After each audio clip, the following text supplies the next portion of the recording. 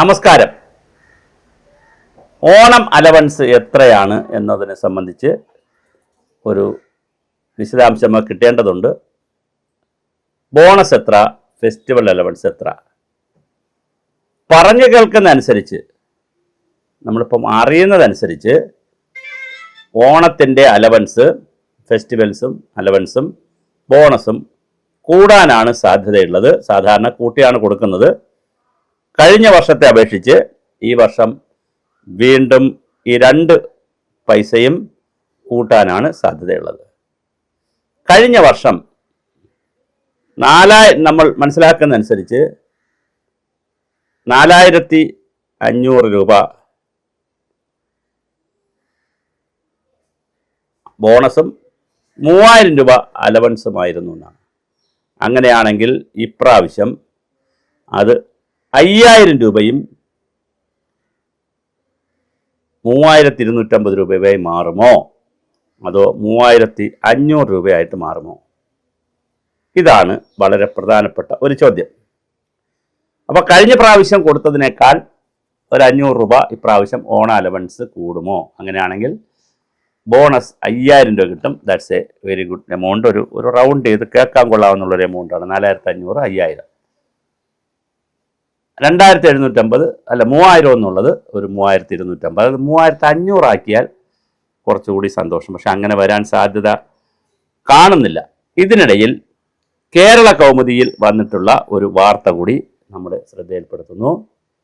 പണമായി 7 മാസത്തെ DA കുടിശ്ശിക ലഭിക്കും എന്നുള്ളതാണ് ആ വാർത്ത. നമ്മൾ പലപ്പോഴും വാർത്തകൾ ചെയ്യുമ്പോൾ അനുബന്ധമായ പ്രൂഫുകൾ കൂടി ഇട്ടു പോകുന്നത് നല്ലതാണ്. അതിനകത്ത് പറയുന്നത്, ആ വാർത്തയിലെ 2 ദിവസം മുമ്പുള്ള വാർത്തയാണ്. ആ വാർത്തയിൽ പറയുന്നത് ബോണസിനോടൊപ്പം, ഓണം ബോണസിനോടൊപ്പം പണമായി 7 മാസത്തെ DA കുടിശ്ശികയും കൊടുക്കുമെന്നുള്ളതാണ്. പുതിയ സർക്കാരിൻ്റെ ആദ്യ ഓണം, അതായത് ഇപ്പോൾ സർക്കാർ വന്ന് ആദ്യമായി വരുന്ന ഓണമാണ്. മെയ്യിൽ സർക്കാർ വന്നു, ഓണം വരുന്നു. പെൻഷൻകാർക്കും പുതിയ ഓണം സർക്കാർ ജീവനക്കാർക്കും പെൻഷൻകാർക്കും പൊടിപൂരമാക്കാൻ നീക്കം. ഇത് ന്യൂസാണ് ഞാൻ പറയുന്നത്.